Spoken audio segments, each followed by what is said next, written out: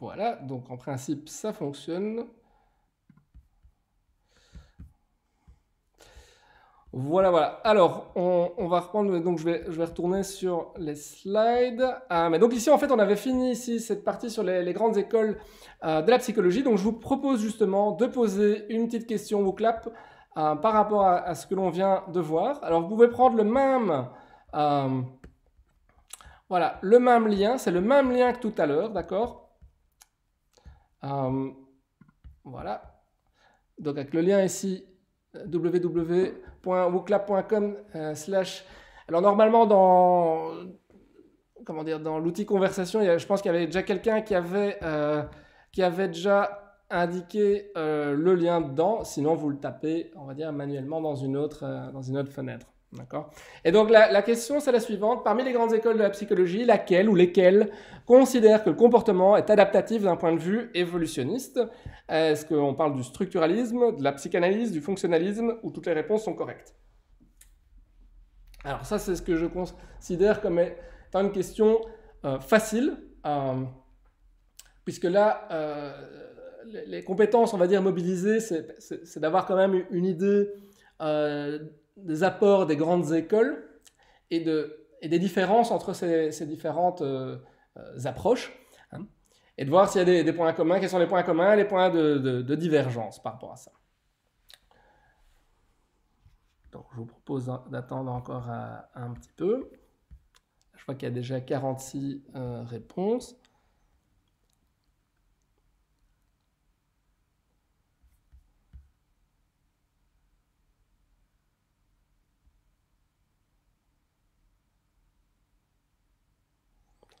On va encore attendre 15-20 secondes. Donc, je vous rappelle bien entendu que ces questions-là, la simple fonction, le simple but poursuivi par ces questions, c'est de pouvoir vous auto-évaluer, hein. Donc, c'est pas coté ou quoi que ce soit, évidemment.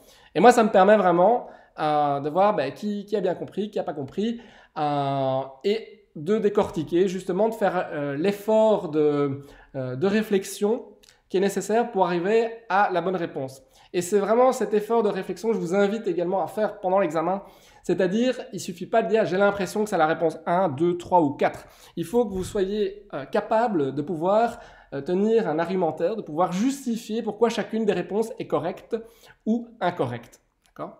Donc là, je vais arrêter la collecte des données. On va faire apparaître les résultats.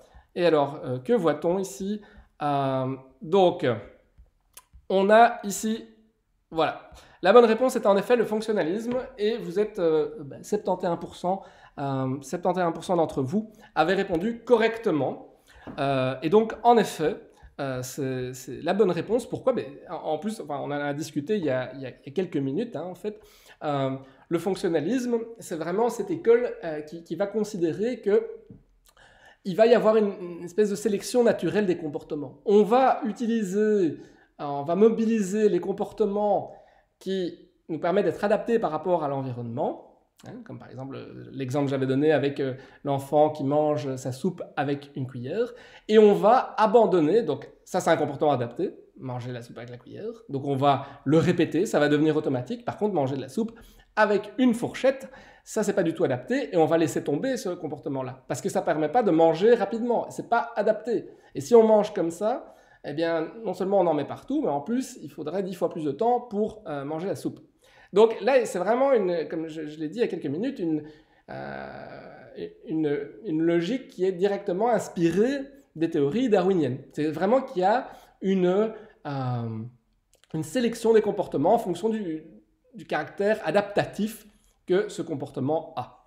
Alors, pourquoi les autres réponses sont incorrectes? Bon, le structuralisme, là, ça a vraiment rien à voir, hein, puisque dans le structuralisme, là, on est vraiment dans une lecture très descriptive, finalement, du fonctionnement humain. Je vous rappelle que le structuralisme ne réfléchit pas sur la question évolutionniste ou quoi que ce soit. Le structuralisme, c'est vraiment le tout début de la psycho, incarné par Wilhelm Wundt, et l'idée, c'est vraiment de distinguer les éléments subjectifs et objectifs. C'est de se dire, voilà, si on veut développer la psychologie comme une science, un des points de départ intéressants, c'est de se dire, on va observer.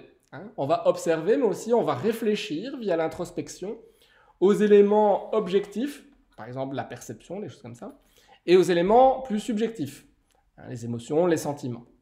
Donc on va être vraiment dans une optique très descriptive, c'est-à-dire d'un côté il y a des éléments objectifs, d'un côté il y a des éléments subjectifs de l'expérience. La psychanalyse, alors là, la question de l'évolution non plus n'a pas grand-chose à voir. Comme on l'a dit, dans la psychanalyse, le comportement, ça va être le fruit de conflits entre le ça et le surmoi. Alors, suivant si ces conflits ça sur moi sont bien gérés, alors on va avoir des comportements qui sont adaptés, ou relativement adaptés, hein, qui permettent de vivre en société. Quand le ça ou le surmoi prend le dessus, eh bien alors là, on va basculer vers des modes de fonctionnement qui vont poser problème soit à l'individu même, soit aux autres individus. De par justement, hein, on avait donné cet exemple pendant la pause, de personnes, par exemple d'agresseurs sexuels, eh bien le ça passe au-dessus du surmoi. Il y a toute une série de filtres qui font que il n'est pas possible, l'agresseur n'arrive pas à se contrôler, donc un espèce de caractère impulsif, mais en plus de ça, une série de distorsions cognitives, de façons de penser qui vont faire que l'agresseur sexuel va interpréter n'importe quoi, n'importe quel signe, hein, comme relevant d'une invitation à avoir des relations sexuelles, alors que ce n'est pas du tout le cas. Voilà. Enfin bref, quoi qu'il en soit, là c'est vraiment des conflits, on va dire, ça sur moi. Ça n'a rien à voir avec vraiment l'évolution. Et enfin, toutes les réponses sont correctes. Évidemment, toutes les réponses ne peuvent pas être correctes, vu que la psychanalyse et le structuralisme n'est pas correct. Voilà. Alors, je retourne donc au plan. Donc aujourd'hui, on va continuer, on va entamer le deuxième chapitre de ce cours qui vise à aborder la démarche scientifique, et pas simplement en psycho, hein, ça sera un petit cours d'épistémologie si vous voulez, et également les méthodes utilisées en psychologie, hein, pour faire de l'expérimentation, hein, comment on fait de la recherche en psychologie. Et là, vous verrez qu'en fait, par rapport aux autres sciences humaines et sociales, il y a pas mal de points communs, mais il y a également des divergences, notamment la méthode expérimentale, ça, j'insisterai beaucoup là-dessus, puisque une bonne partie du cours eh bien, sera illustrée justement par des expériences où on utilise la méthode expérimentale. Et donc, avant toute chose, on va parler de la démarche scientifique. Donc, vous voyez, ici, on a terminé avec les différentes écoles. Et là, l'idée, encore une fois, c'était d'avoir un panorama, de voir un peu comment on conceptualise le comportement humain. Comment on va l'étudier? Déjà, on voit bien que quand on pose cette question-là, ce n'est pas une question facile et que beaucoup d'écoles vont avoir des réponses différentes à cette même question. Alors, finalement, en tout cas, une autre question qui va se poser très, très directement et qui est aussi à la base même de l'émergence de la psychologie, mais enfin, des sciences de façon générale, c'est voilà, qu'est-ce qu'on entend par science, hein? Comment on va définir la science, hein? Comment on va faire pour distinguer, et ça c'est une question vraiment importante, un savoir scientifique d'un savoir qui n'est pas scientifique. Ça c'est vraiment une question épistémologique. D'accord ? Alors, premièrement, on va parler de Carnap, hein, et de l'école dite d'empirisme logique. Donc, quand on fait de la philosophie des sciences, finalement, et qu'on réfléchit sur le rôle de la science, hein, ce nom de Carnap, il revient très directement.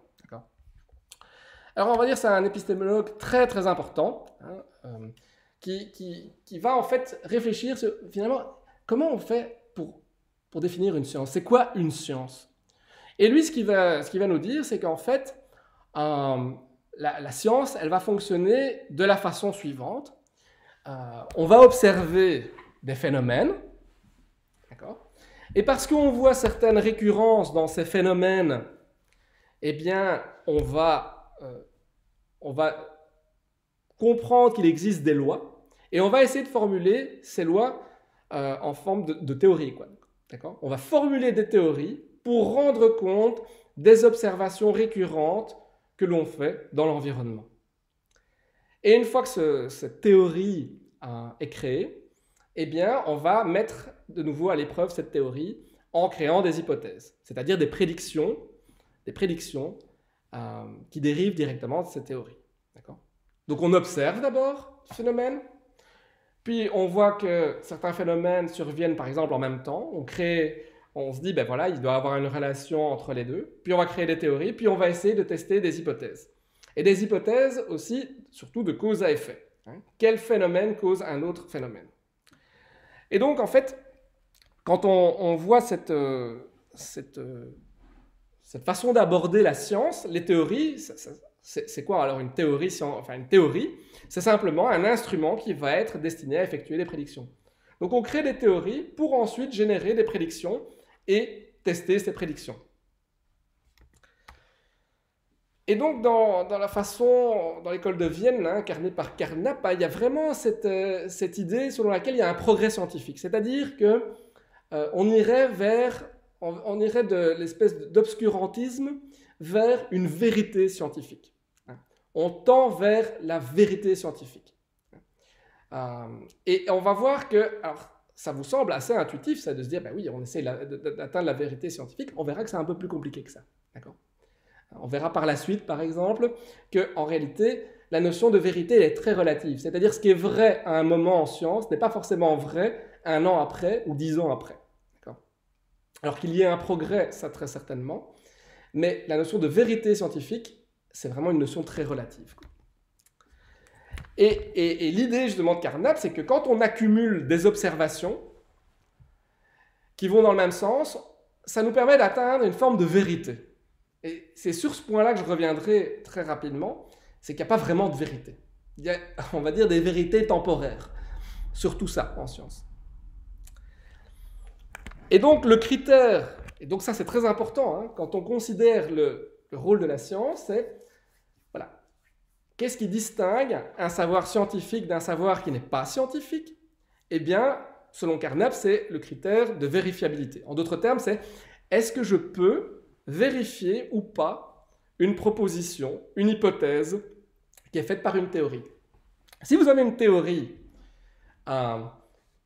qui génère une hypothèse que vous ne pouvez pas tester, vous ne savez même pas la vérifier. Donc ça devient une théorie qui n'est pas scientifique. Par contre, admettons, on va prendre un exemple facile, vous avez une théorie sur la chute des corps. D'accord ? Vous avez une théorie forte derrière, vous avez observé certains phénomènes, vous avez pris des mesures, vous en avez déduit des lois, vous avez créé une théorie, ça va vous permettre de générer des hypothèses. Vous pourrez ensuite vérifier si les résultats permettent de vérifier la théorie, les prédictions de la théorie ou pas. Donc selon Carnap, c'est vraiment ça l'idée, c'est que il va y avoir une accumulation d'observations et que ces observations, elles vont soit vérifier les théories, soit elles ne vont pas les vérifier. Et alors, après ça, survient Karl Popper. Alors lui, il va faire, allez, on dégage tout ça. Cette notion de vérifiabilité, ça n'a absolument aucun sens. La notion de vérité scientifique n'a absolument aucun sens. Donc lui, il va avoir on va dire une épistémologie très très différente. Lui, il ne va pas parler de vérifiabilité, lui, il va parler de réfutabilité. Et je vais illustrer ces concepts-là, parce que ça peut sembler un peu abstrait, je vais expliquer ça avec des exemples très concrets. Et donc lui, la façon dont il voit la science, ce n'est pas le fait qu'on va simplement accumuler des observations et qu'on essaye d'atteindre une vérité. Pour lui, la science, c'est simplement, voilà, on a différentes connaissances, on a différentes théories. Et puis, finalement, il y a certaines théories qui vont être abandonnées et d'autres qui vont survivre, on va dire ça comme ça. C'est-à-dire que les théories, elles vont survivre tant que les observations confirment la théorie, corroborent la théorie. Mais par contre, les théories vont disparaître dès lors qu'on a des observations qui ne vont pas dans ce sens-là. Et alors une notion qui est très importante dans l'épistémologie de Karl Popper pour définir ce qu'est un savoir scientifique versus non scientifique, c'est la notion de réfutation. C'est-à-dire qu'une théorie, elle ne doit pas simplement être vérifiable, comme disait Carnap, elle doit être aussi réfutable. Je vais directement, parce que ça c'est assez complexe, je vais directement passer à un exemple très concret. Pour illustrer ça, vous verrez, en fait, c'est pas si complexe que ça. Admettons, votre théorie est que tous les corbeaux sont noirs. D'accord? Donc, vous observez un corbeau, un deuxième corbeau, 3, 4, 5, 10, 15, 20 corbeaux. Et à chaque fois que vous observez un corbeau, vous voyez en effet que ce corbeau est noir. D'accord?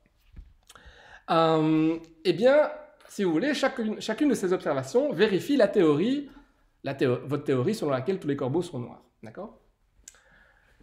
Alors, ça tient la route. Hein. Ça tient la route. Mais il suffit, et ça c'est ce que Karl Popper va nous dire, il suffit que vous observiez un seul corbeau blanc pour que votre théorie tombe à l'eau. Donc vous aviez l'impression de détenir une vérité scientifique en disant tous les corbeaux sont noirs, parce que vous aviez observé un grand nombre de corbeaux et que vous voyez que la plupart étaient noirs, mais il suffit d'observer un corbeau blanc pour que votre théorie tombe à l'eau. D'accord? Donc ce que Karl Popper va venir nous dire, c'est qu'il ne suffit pas de créer des critères de vérification, c'est-à-dire la théorie est vérifiée, corroborée, dira Karl Popper. La théorie est vérifiée ou corroborée quand on observe des corbeaux noirs. Il faut également que la théorie nous dise « oui, mais si on observe un corbeau d'une autre couleur, alors la théorie tombe à l'eau ». Et c'est vraiment ça la notion de réfutation. C'est l'idée selon laquelle les théories doivent proposer des conditions, des situations où si on observe tel ou tel phénomène, ça entraîne l'abandon de la théorie. Ici, pour le coup, si vous avez une théorie, tous les corbeaux sont noirs, eh bien, votre théorie doit aussi spécifier, ben oui, si on observe un corbeau blanc, ben la théorie elle est mise à mal et on l'abandonne, quoi. Voilà. Vous comprenez ce que je veux dire par rapport à ça. Je vais donner également d'autres exemples. On va prendre par exemple, eh bien voilà, Karl Popper, c'est vraiment très opposé par rapport à la psychanalyse. Et pour lui, la psychanalyse, par exemple, n'est pas du tout une science. Et à mon sens, moi je le rejoins assez bien à ce niveau-là. C'est pas vraiment une science, c'est un cadre, c'est une théorie, mais c'est pas une théorie scientifique. Et ça, c'est important, que vous compreniez bien la différence entre le fait qu'une théorie peut très bien être une théorie sans être scientifique. C'est-à-dire que la théorie psychanalytique, c'est une théorie du fonctionnement de la personnalité. Et en fait, si vous faites des prédictions sur base de ces théories, et que vous testez, par exemple, entre guillemets, ces prédictions durant une psychanalyse, avoir des critères de vérification, c'est très facile. C'est très facile de vérifier des hypothèses que vous avez énoncées vous-même. D'ailleurs, si vous lisez les ouvrages de Freud, il est énormément là-dedans, hein, avec des études de cas qui durent je ne sais pas combien de temps, où il va être dans certains cas de figure dans la surinterprétation, vraiment dans le biais de confirmation, c'est-à-dire d'aller chercher les informations qui vérifient son hypothèse en omettant les informations qui pourraient justement réfuter son hypothèse, réfuter sa façon de penser. Et à ce titre-là, Karl Popper va nous dire, mais voilà, c'est un savoir, mais ce n'est pas un savoir scientifique parce que la psychanalyse propose surtout des cas de figure où on peut vérifier la théorie, mais très rarement des cas de figure où on peut rejeter la théorie. D'accord ? Et donc, par exemple, si je prends un autre exemple pour distinguer ces savoirs, on va dire, scientifiques versus non scientifiques, vous prenez l'astrologie, par exemple. Voilà. Vous allez lire votre horoscope du jour ou du mois, et ça va vous dire, attention, vous allez avoir un mois assez intéressant sur le plan professionnel, peut-être un peu de fatigue, et faites attention à votre dos. Voilà. Alors, vous allez prendre toutes les personnes qui sont du signe du Verseau, ou que sais-je, qui vont lire leur horoscope. Dans la plupart des cas, ça va pas se confirmer. Hein. Mais dans certains cas, oui, en effet, les propositions sont tellement vagues, c'est-à-dire avoir un peu de fatigue, ça va globalement aller dans le milieu professionnel, etc. C'est tellement vague qu'il y a un moment ou un autre, vous allez vous retrouver là-dedans. Donc, c'est-à-dire que vous allez avoir l'impression que la théorie là, de l'horoscope, la théorie astrologique là est vérifiée. Par contre, vous n'allez pas prendre en considération les éléments qui réfutent justement ce qui est dit là. Donc en fait, c'est ça le truc, c'est qu'il y a plein de savoirs qui peuvent être des savoirs, des théories, mais qui ne sont pas scientifiques.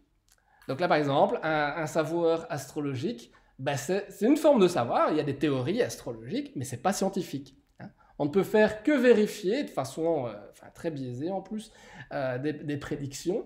Mais par contre, ce n'est pas des théories qui proposent des conditions de réfutation. D'accord ? Donc pour qu'une théorie soit vraiment scientifique, il faut les deux. Il ne faut pas simplement des conditions où on peut vérifier, mais des conditions aussi où on peut réfuter la théorie. Et cette question-là, elle ne s'applique pas simplement aux sciences humaines. Hein. En fait, elle s'applique également aux sciences exactes. Alors qu'est-ce que je représente ici ? Enfin, qu'est-ce qui est représenté dans ce slide ? Alors c'est une représentation artistique de ce qu'on appelle la théorie des cordes. Alors, bon... on ne va pas faire un exposé là-dessus, mais je vais vous expliquer brièvement ce qu'est la théorie des cordes. Grosso modo, en physique, l'enjeu majeur, par exemple, actuel, c'est d'unifier les connaissances que l'on a au niveau de l'infiniment petit, donc comment fonctionne l'atome et les composants subatomiques, hein, ce qu'on appelle la mécanique quantique, hein, comment fonctionne finalement l'univers subatomique. Et l'enjeu de la physique moderne, c'est de concilier ce savoir-là, la connaissance de l'infiniment petit, avec la connaissance que l'on a de l'infiniment grand, et notamment des lois de la relativité d'Einstein qui expliquent justement le mouvement des planètes, etc. La modélisation de l'espace-temps, etc. Et en fait, en physique, pour faire très simple, hein, c'est assez compliqué parce que les lois de la mécanique quantique pour l'infiniment petit sont complètement différentes elles sont complètement différentes des lois de l'infiniment grand de la relativité générale. Et donc là, on va dire les plus gros cerveaux du monde travaillent, donc les plus gros cerveaux en maths, en astrophysique, en physique théorique, etc., travaillent sur des modèles qui essaient de lier les deux. Et de ce travail, découle ce qu'on appelle la théorie des cordes, c'est-à-dire des modèles mathématiques qui sont extrêmement complexes et qui essayent de lier ça, qui essayent de lier l'infiniment petit à l'infiniment grand en termes de lois, hein, pour avoir une espèce de théorie du tout, on va dire. Et en fait, le truc, c'est que alors, a priori, si je vous demande est-ce que ces théories-là sont scientifiques, tout le monde dira bah oui, elles sont scientifiques, hein, bien sûr, hein, c'est des maths, la physique, etc. En fait, si on applique la question, le critère de réfutation de Karl Popper, ce sont plus des théories en fait métaphysiques que mathématiques et physiques. Pourquoi ? Parce que les prédictions qui sont proposées par la théorie des cordes impliquent l'existence, notamment par exemple, de dimensions cachées. Et on ne peut pas tester ces hypothèses-là. C'est-à-dire qu'il y a des modèles qui présupposent l'existence de 11 dimensions, de 20, 30 dimensions, je ne sais plus, ça dépend les variantes des théories des cordes. Mais bref, d'un point de vue mathématique et logique, tout ça se tient et obéit vraiment aux lois de la logique de la dérivation mathématique. Mais d'un point de vue empirique, il est impossible d'avoir des prédictions qui sont testables. Donc vous avez une magnifique théorie, mais qui ne peut être testée, en tout cas pour le moment, et ça j'insiste bien, pour le moment, puisqu'une théorie peut très bien être non scientifique à un moment parce qu'on ne sait pas la réfuter. Là par exemple la théorie des cordes, on ne sait pas la réfuter, puisqu'on ne sait pas la tester. Donc c'est plus une théorie métaphysique pour l'instant. Mais admettons, si plus tard on a des moyens technologiques qui nous permettent d'aller voir infiniment plus loin dans l'infiniment petit, hein, puisque c'est ça qu'il faudrait faire, hein, aller vraiment... c'est comme si vous regardiez, je sais pas moi, un brin d'herbe essayez de voir un brin d'herbe qui est sur la Lune. Hein. Eh bien, si on a des moyens technologiques qui nous permettent d'aller encore plus loin, alors là, on pourra tester si la théorie des cordes, si les prédictions de la théorie des cordes sont correctes ou pas. Donc, pour l'instant, c'est pas une théorie scientifique, mais ça pourrait le devenir plus tard si on peut tester justement et voir si elle est réfutable ou si elle tient la route. Alors, est-ce que vous avez des questions par rapport à ce dont je viens de parler ? Je vous écoute. Oui, n'hésitez pas à prendre la parole. Mais du coup, ce dont vous parlez, c'est bien par rapport à ce que pense Popper. Ah oui, tout à C'est pas fait. une vérité générale. Alors, c'est pas comment je vais répondre à ça? Alors, le point de vue, si vous voulez, de Karl Popper, il est quand même partagé de façon assez globale dans la communauté scientifique. C'est-à-dire que si vous avez des savoirs scientifiques qui ne proposent pas des conditions de réfutation, c'est quand même compliqué de parler de science. Hein.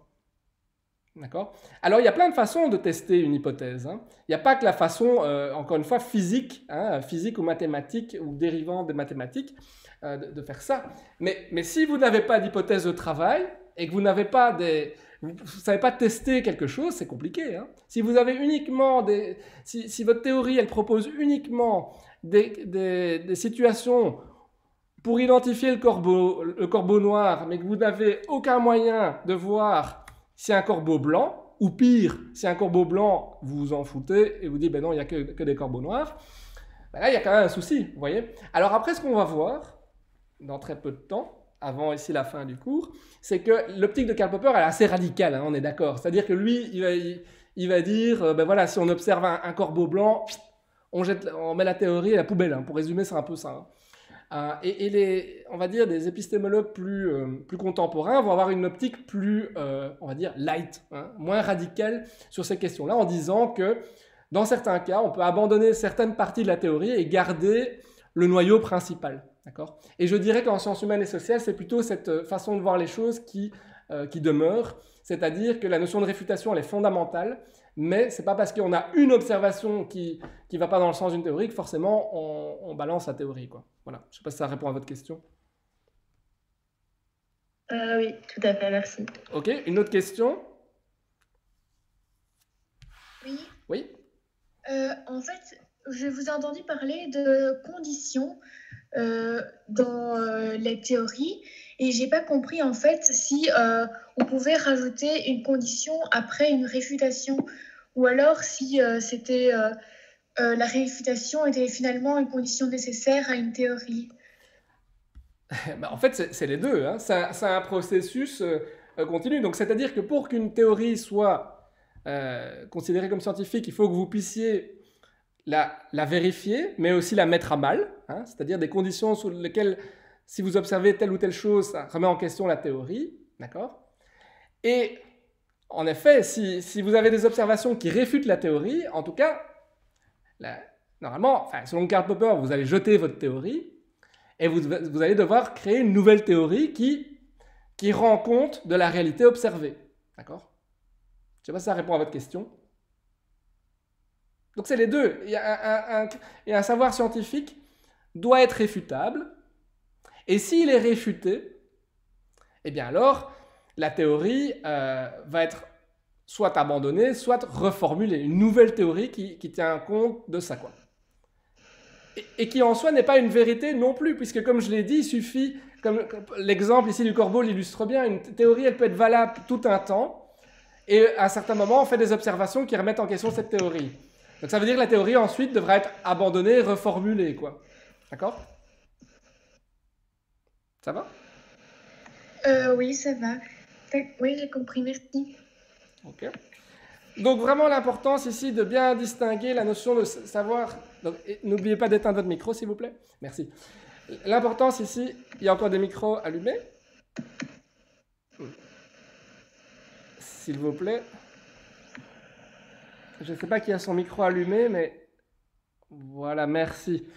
Donc voilà, ici vraiment l'idée très importante, c'est vraiment de distinguer la notion de savoir scientifique versus savoir non scientifique. Alors, par exemple, les théories, on va dire, théologiques ou quoi que ce soit, ce sont des savoirs, bien entendu, mais ce ne sont pas des savoirs scientifiques.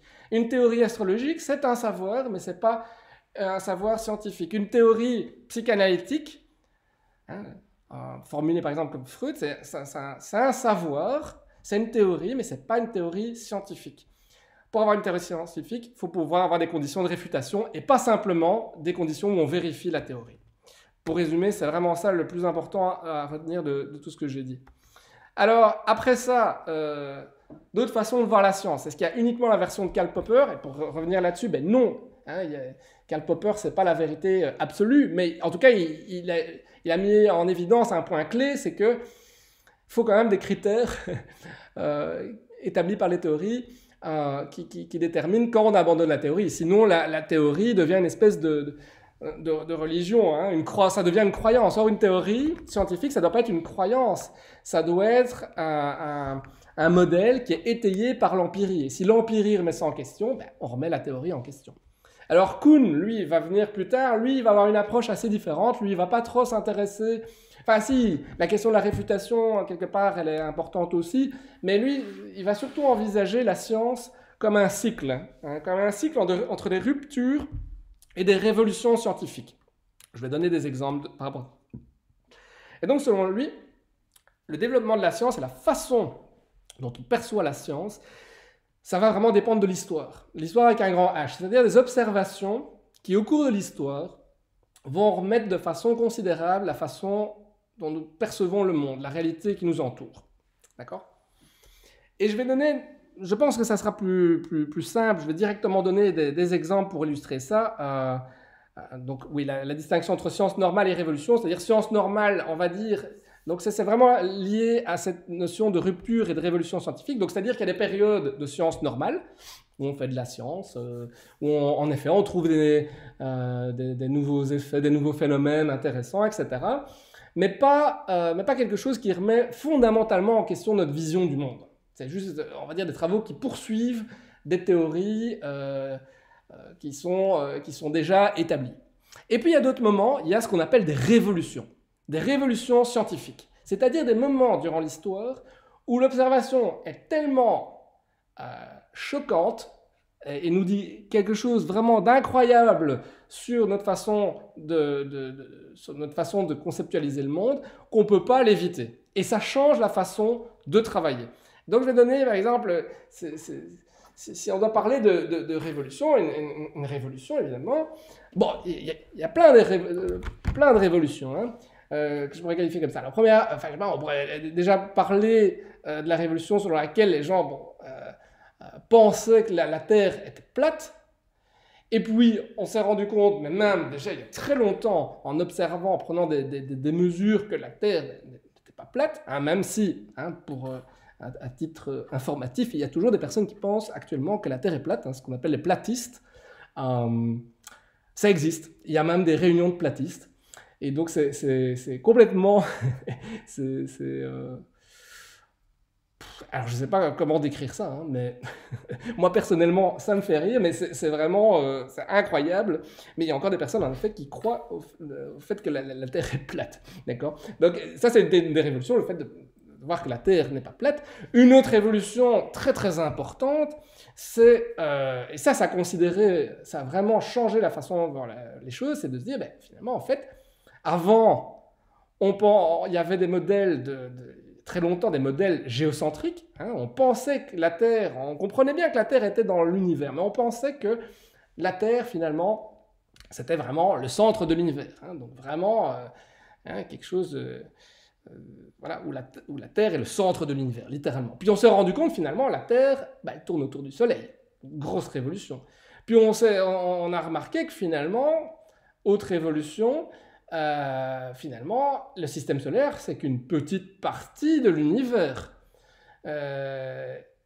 qui est en fait une partie de la galaxie, hein, de la Voie lactée. Puis on s'est rendu compte que la Voie lactée, finalement, au-delà de ça, il y a plein d'autres galaxies, etc., etc.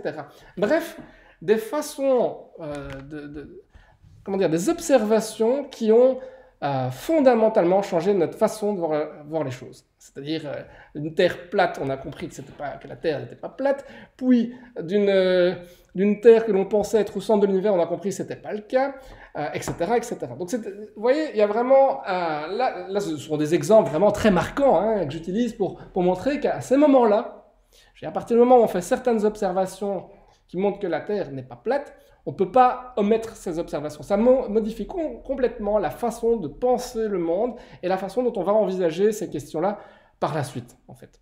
Et donc, il y a vraiment ces oscillations entre dans l'histoire de la science, entre des observations, on va dire, de la science normale, hein, où on poursuit une activité un peu tranquille, on va dire ça comme ça, de scientifique, et des moments où on a des révolutions scientifiques, où on observe des choses qui modifient complètement notre façon de voir les choses.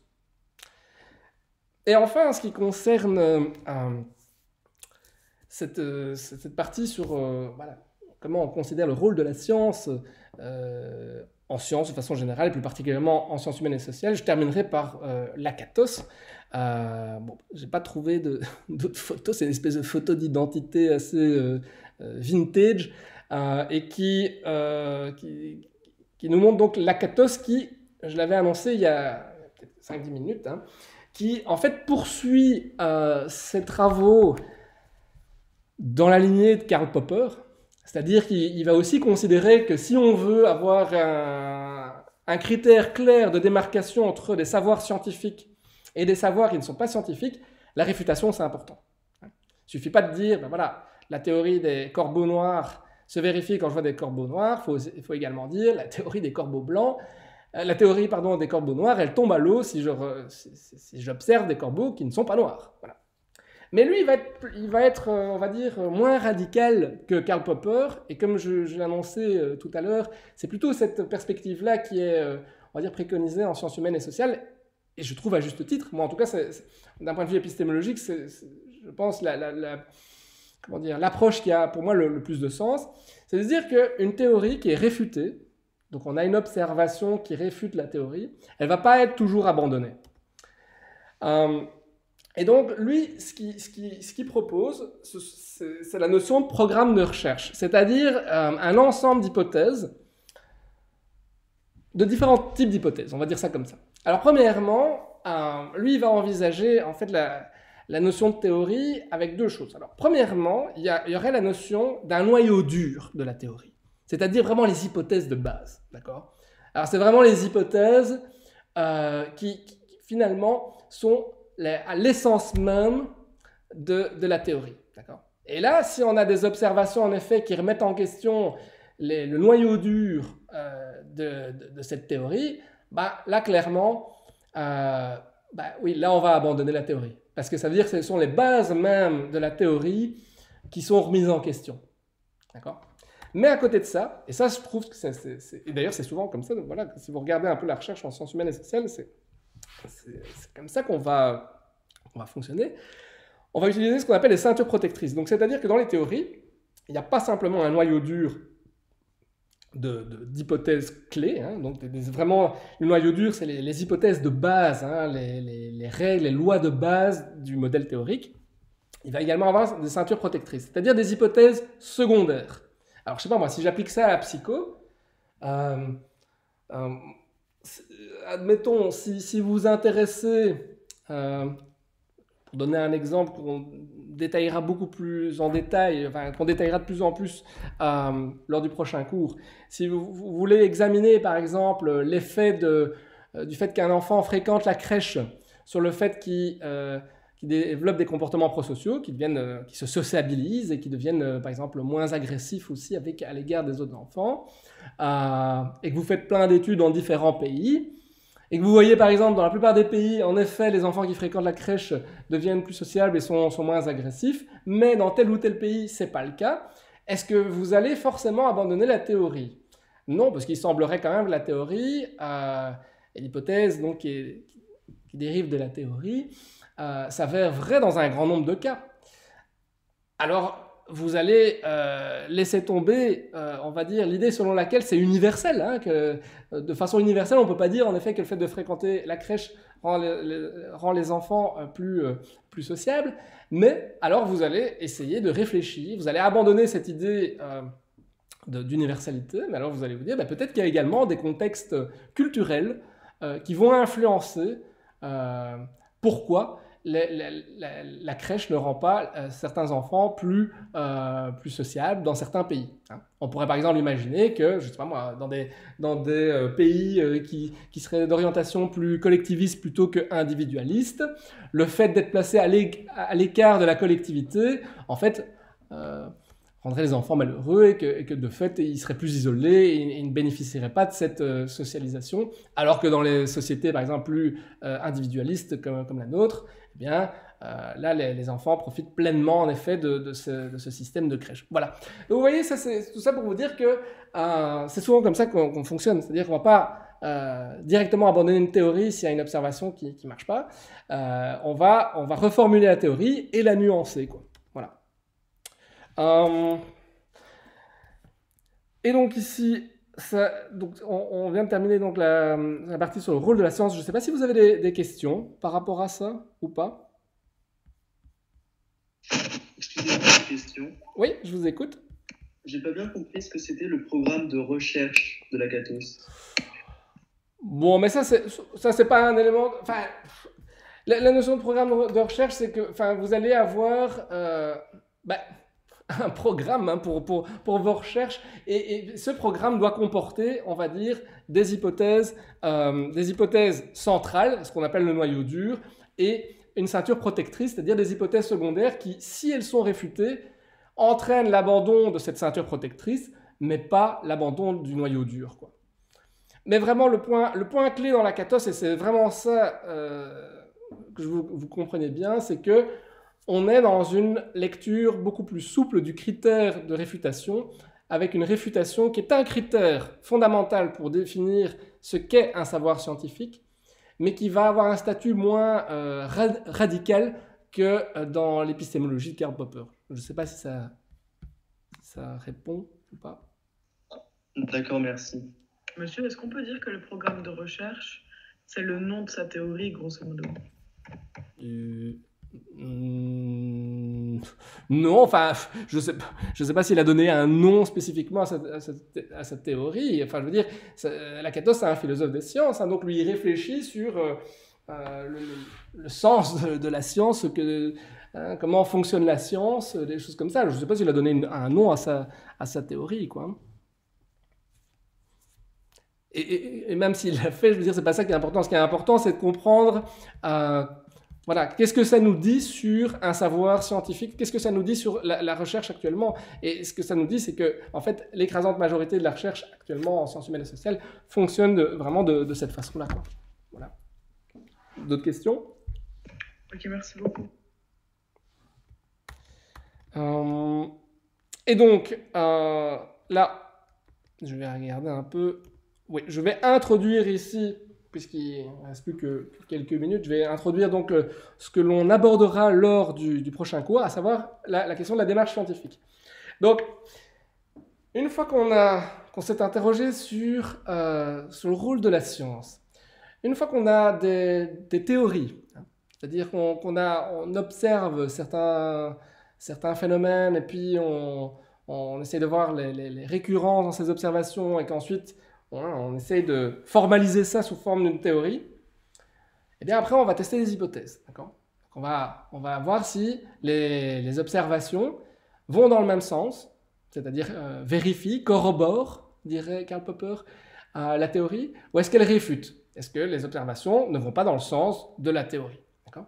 Donc ça, c'est vraiment ça l'activité, c'est ça la démarche scientifique. D'accord ? C'est vraiment de tester les hypothèses et de voir si l'empirie, ce que l'on observe dans la réalité, dans le réel, est-ce que cette empirie, est-ce que ces observations confirment, vérifient la théorie, ou au contraire, est-ce qu'elles la remettent en question, est-ce qu'elles la réfutent? Et comment ça fonctionne, ça, de façon générale? Alors, là, on abordera ça plus en détail, on abordera chacun de ces points-là vraiment en détail, et plus particulièrement l'aspect résultat, interprétation et méthodologie. Hein, ça sera, je passerai un bon moment là-dessus la semaine prochaine. La première chose, on va dire, la recherche scientifique, elle fonctionne de la façon suivante, c'est-à-dire que d'abord, on va rencontrer un problème, c'est-à-dire qu'il y a un phénomène qu'on va chercher à expliquer. Pour essayer d'expliquer ce phénomène, on va mobiliser une théorie pour générer des hypothèses. Et ensuite, grosso modo, on va récolter des résultats. Hein. Alors que ça soit par l'observation, l'expérimentation, la documentation, la modélisation, que sais-je. mais on va tester l'hypothèse. Si vous n'avez pas d'hypothèse, vous êtes uniquement dans l'exploratoire. Alors, on pourrait faire de la recherche exploratoire, mais alors, généralement, quand on fait de la recherche plus exploratoire, c'est pour se dire, ben voilà, on va se baser sur ce que l'on observe pour créer une théorie. D'ailleurs, si vous regardez la plupart des recherches scientifiques, évidemment, se basent sur des hypothèses. Si vous n'avez pas d'hypothèse, vous travaillez, on va dire, dans le flou. Alors, vous pouvez, dans certains... Alors, bon, je vais dire, en tout cas, dans le domaine de la psychologie, l'exploratoire, c'est extrêmement rare. Après, dans d'autres secteurs, si vous n'avez pas d'hypothèse de relation, par exemple, de cause à effet, vous pouvez très bien être dans l'exploratoire. Si, par exemple, vous êtes dans une démarche de documentation, bien entendu, vous êtes dans l'exploratoire. Vous allez aller explorer, je ne sais pas moi, si vous faites de la recherche en histoire, vous allez explorer des ressources historiques, des manuscrits, des choses comme ça. Vous n'avez pas forcément une hypothèse, peut-être pas. Donc voilà. Mais en tout cas, la science, on va dire, plus expérimentale, se base sur ce modèle hypothético-déductif. C'est qu'on pose une hypothèse, et puis on va tester cette hypothèse, et on va voir si les résultats vont dans le sens de cette hypothèse. Et ensuite, on va interpréter ces résultats. Ce qui nous amène... Alors, j'aime pas le terme conclusion, hein. Je dirais plutôt discussion. Parce que conclure, ça veut dire qu'on va dire, voilà, c'est comme ça, nos données veulent donc dire que, voilà, on a atteint, entre guillemets, presque une vérité scientifique. Or, comme je l'ai dit, la vérité scientifique, et ça, je rejoins tout à fait Karl Popper par rapport à ça, c'est un concept abstrait, hein, c'est-à-dire ce qui est vrai maintenant ne le sera pas forcément après. Donc généralement, les résultats, on les discute. Conclure, je trouve ça assez présomptueux. Discuter, ça me semble être beaucoup plus scientifique, c'est-à-dire de discuter des résultats qui ont été observés et de voir dans quelle mesure ça confirme ou pas les hypothèses de départ. Et également, si c'est le cas, expliquer pourquoi. Si ce n'est pas le cas, donner des pistes. Et de toute façon, voilà, on discute. On discute de ce que l'on a trouvé, en se disant que ce que j'ai trouvé, si ça tombe dans 1 an, dans 10 ans, ou même plus rapidement, ça tombera à l'eau parce qu'il y aura eu d'autres découvertes qui remettront ça en question. Et donc, la semaine prochaine, ce qu'on va faire, on va reprendre cet exemple des enfants qui vont... des enfants en bas âge qui vont à la crèche et le rôle que ça peut avoir sur des comportements prosociaux et sur la sociabilisation. Et donc, on va voir comment on pourrait aborder cette question de recherche via différents moyens. Et donc, il y aura différentes approches qui seront abordées, ce qui inclut, par exemple, l'observation. Ça peut être également des questionnaires, interroger les parents, faire une étude expérimentale. Et avec cet exemple-là, on va voir voilà, comment on peut aborder cette question avec différents angles méthodologiques. Certains de ces angles-là, probablement, vous serez familier et familière par rapport à ça. D'autres, vous le serez un peu moins. Et je pense que ça sera justement ça tout l'enjeu, ça sera de vous familiariser aussi à ce qu'on entend par l'expérimentation en psychologie. Donc je vous propose d'en rester là aujourd'hui. Là, je vais stopper.